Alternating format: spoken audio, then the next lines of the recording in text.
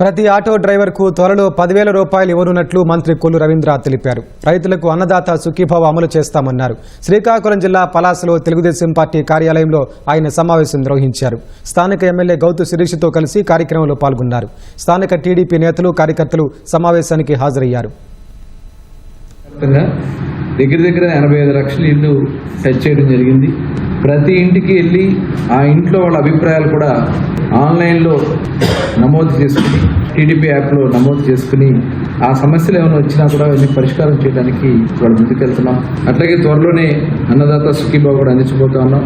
20,000 రూపాయలు ప్రతి సంవత్సరం రైతానికి ఇచ్చే కార్యక్రమంలో తొలి విడతగా 7,000 రూపాయలు అందించబోతా ఉన్నాం. అలాగే ప్రతి ఆటో డ్రైవర్కి కూడా 10,000 రూపాయలు ఇచ్చే కార్యక్రమాన్ని కూడా శ్రీకారం చుట్టబోతున్నాం. ఇన్వెస్ట్మెంట్స్ దాదాపు ఇప్పటికీ 10 లక్షల కోట్ల పైన ఇన్వెస్ట్మెంట్స్ ఇవాళ ఆంధ్ర రాష్ట్రానికి వస్తున్నాయి. ఈ రాష్ట్రాన్ని వెళ్ళిపోయినటువంటి కంపెనీలు చాలా కంపెనీలు ముందుకు వస్తాం. వైఎస్ఆర్ పార్టీ నాయకులు పిచ్చి వాగుడంతా వాగుతూ ఉన్నారు. ప్రజలు కూడా గమనించాల్సినటువంటి అవసరం ఉంది. కులాల్ని రెచ్చగొడతారు, మతాల్ని రెచ్చగొడతారు, ప్రాంతాలని రెచ్చగొడతారు.